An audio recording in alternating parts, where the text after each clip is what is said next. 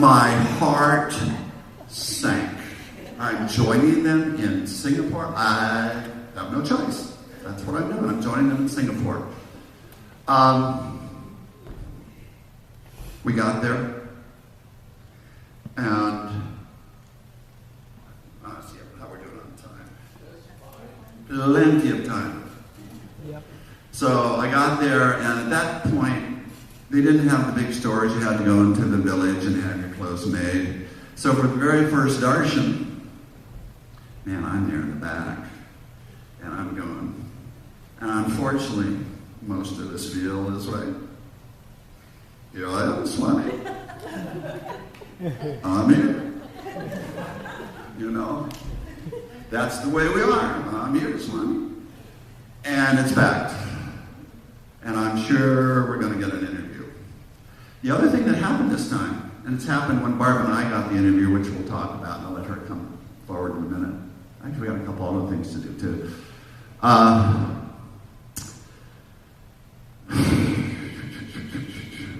So anyway, I would go to the chit lines and this and that. Every time I got front row. Every time! So Mike Walsh is following me, and Mike starts looking over at me and said, I'm going to get in the same line that Dick's in because it's going to go in first. So I would sit down in the line, and Mike would sit down in the back. There's Mike, so I'd switch to another line.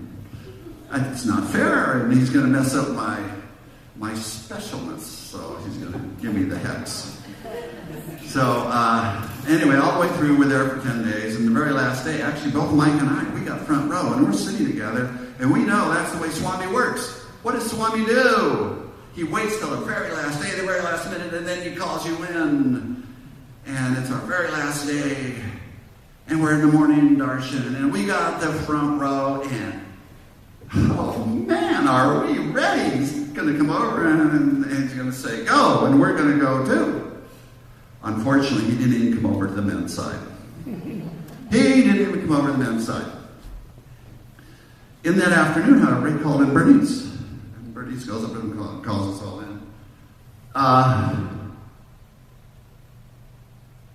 Incredible. Incredible if you've had an interview with Swami. And I actually believe every interview is different because the interview that Barb and I had that we'll talk about was very different. But he gave us all kinds of thoughts about life. What is life all about? What are we supposed to be doing? And he made a ring and this and that. One of the things that happened, so it goes around to everybody, what do you want, what do you want? Well, I'd already determined what I wanted.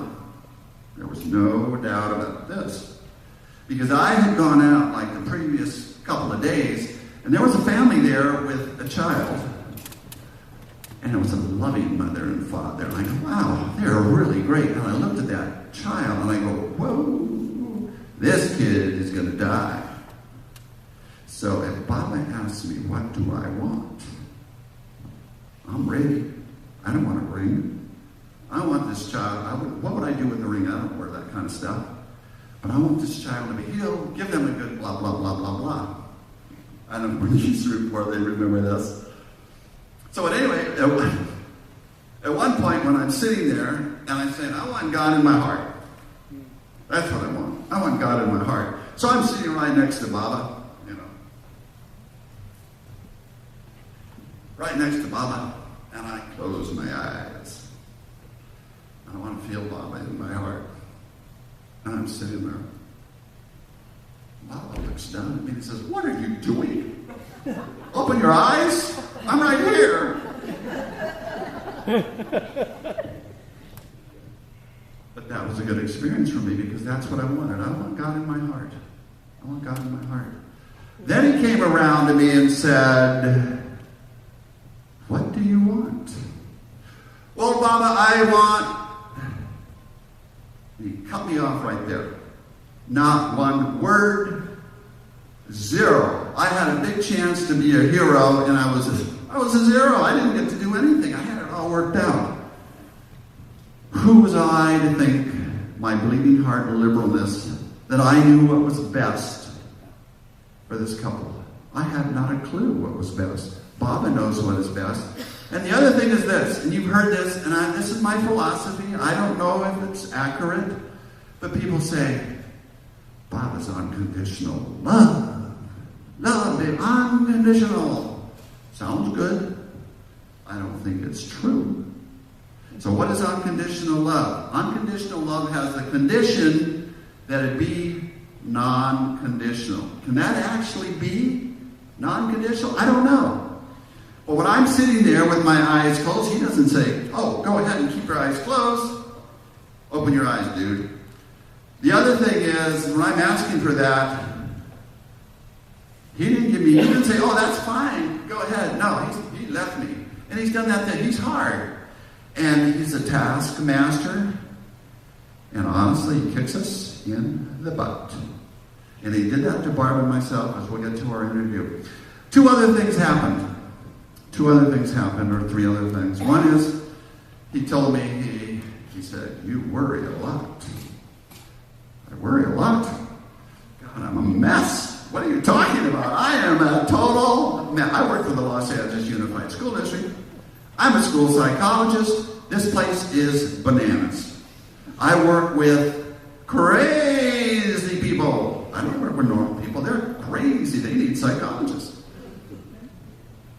The other thing is, he said, you have a lot of anger in you. Anger? Who is he talking about? I don't have a lot of anger. Of course not. You know? Wow. Then he said one more thing, and there's a whole lot of stuff. Actually, I ended up writing a book, My Trip to Sai Baba. You can probably get it through the bookstore. I think there are a few left. It's still on sale over at Prasanthi Nilayam, and that's a whole story in and of itself. It's interesting. It's interesting how come they picked it up. I'm not sure, but they did. They liked it. It's a long story to get it printed there. But the last thing he says, as I'm walking out, you're married to a good woman. Why would he say that? But he did. So, I'm going to switch it back to Barbara. I want us to get into the second interview where we're at. I want you to take over for a while, talk about someone. Now, we, at times, have had fights. We, at times... Let me think about this. Dick used the expression kick in the butt. I was going to say kick in the pants. Okay.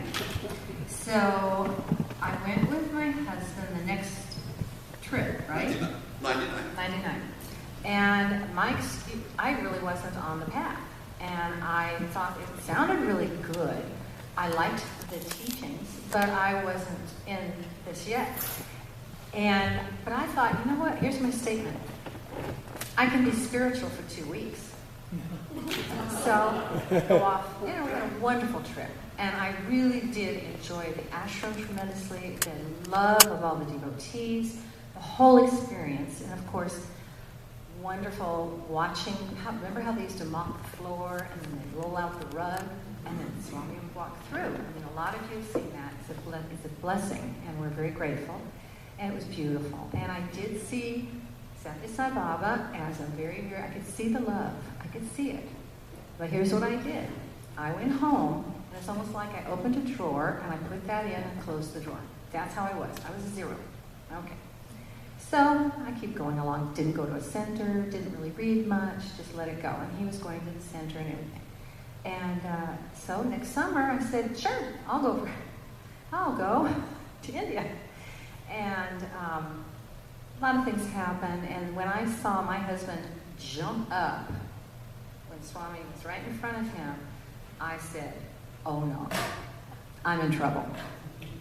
And I was, because it really was a kick in the pants. It was a beautiful interview, very sweet.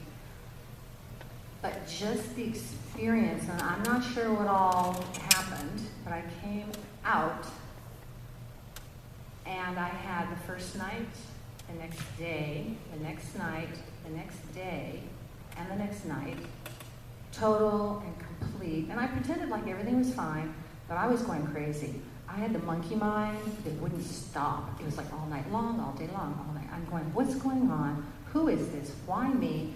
What's going on? What does this mean? I had ego going out of all over the place. I just had all this stuff going on. And I just going, what is happening? So I love this number, the third day, which is a very special number. The third day, of course, I've been pretending everything's fine. I haven't really said anything to my husband. But I think I'm going crazy. So I'm in the meditation garden, and a young American lady came up and she just started talking, and we talked. And she gave me some things that I've shared with people before, but this is the more important, is that I met my husband over in a line to get a soda. And he introduced, there were some devotees from Florida, but mostly gentlemen that I remember meeting. And so we all got introduced, and everybody said, hi, and how are you? And one of the gentlemen looked at me very sincerely, and he said, and how are you doing? And the truth came out. I just said, I think I'm losing my mind.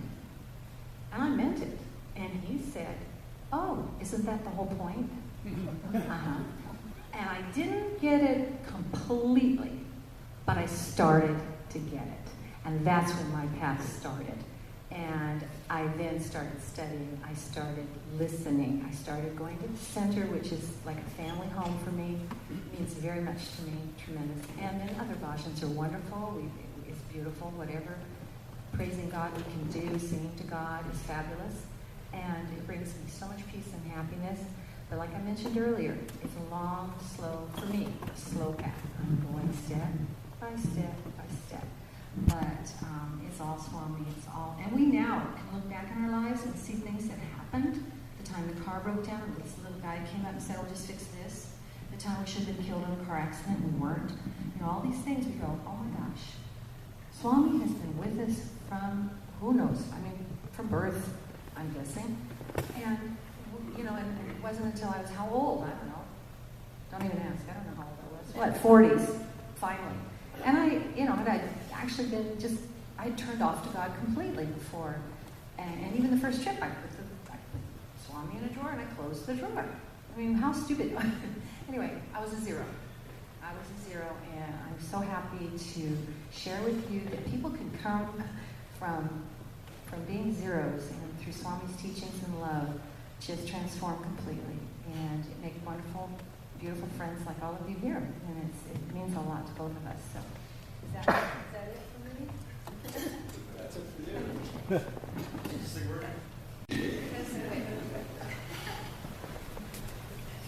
Because it's embarrassing. And what I said was, it happened for a reason, and these kinds of things are meant to be shared, and we're not on some sort of pedestal. We have our issues, we're normal, we fight, and the important thing is, in a fight, is to come out equal. Nobody's a winner or a loser, and you actually have to care about the other person too, very much, but we've had plenty of fights. So we were over there, and I was really concerned about, I'm sure, something nobody here is concerned about, blood pressure. And my blood pressure was high. I didn't want to go on medication. I heard these wonderful things about Ayurvedic medicine, how they can work wonders. So I'm over at the Ayurvedic doctor. Oh, okay, in the morning I get up at about 3:30. I go over the hill. I get in line. I go to darshan. Then after darshan, I go to the Ayurvedic doctor and get all these super weird treatments. Weird. Then I come back, it's lunchtime, then I go sit on the hill, then I come home, take a nap, and basically Barbara doesn't see me, we go off to eat. So we never saw each other at all. And Barbara's saying, I never see you. I go, look, this is not the alien, you know? This is what happens here. And we're getting in these arguments and this and that, we're getting in more arguments. And so we get called in. And you're not going to believe this one. So Baba says to Barbara, don't fight with your husband. So what does Barbara do? Barbara yells back. My story. You had your chance. My story. I do not. This is the Baba. And I go, you ready for this one? You tell her, Baba! Serious.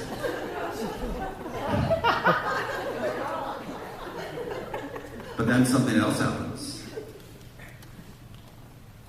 He holds his finger up. He holds his finger up. And guess what? Barbara goes completely out. She's completely gone for about, I don't know, the next half hour, whatever. Very interesting. That's Baba. And he's in complete and total control. And just by holding his finger up, she's gone. The other thing that happened when we first started this interview, I mean, he was laughing and joyful and fun.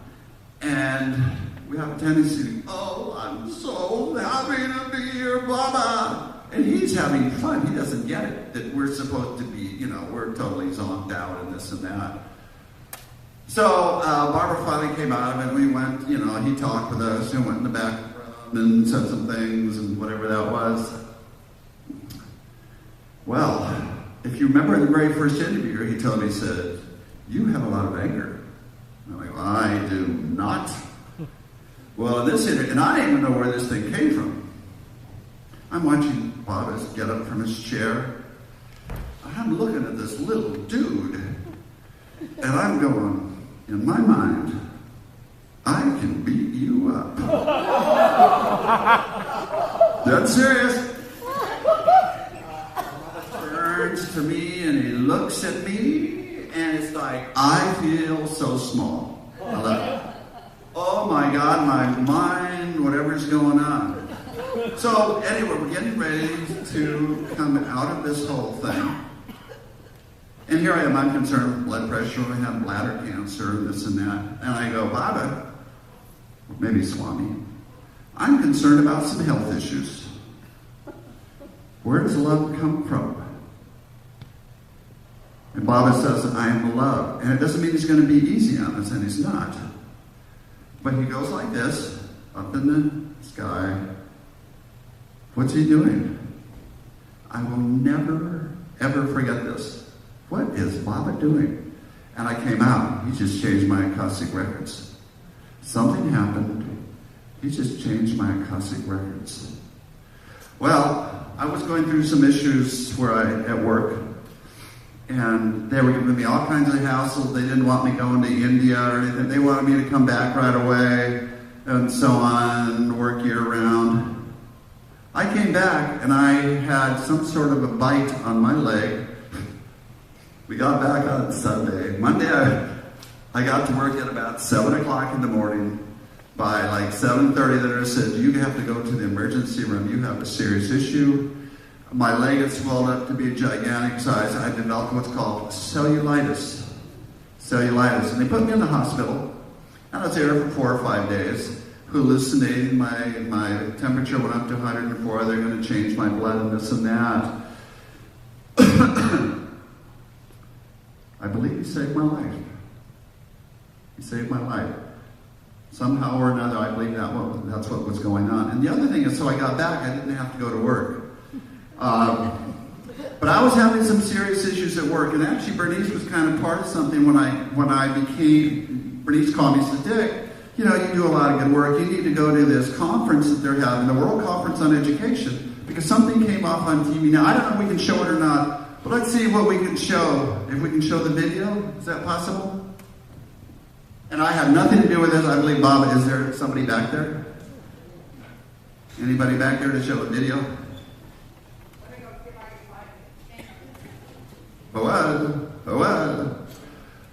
While we're looking for him, what happened was at Garfield High School, I was doing a lot of stuff, and I've always had my way of doing things.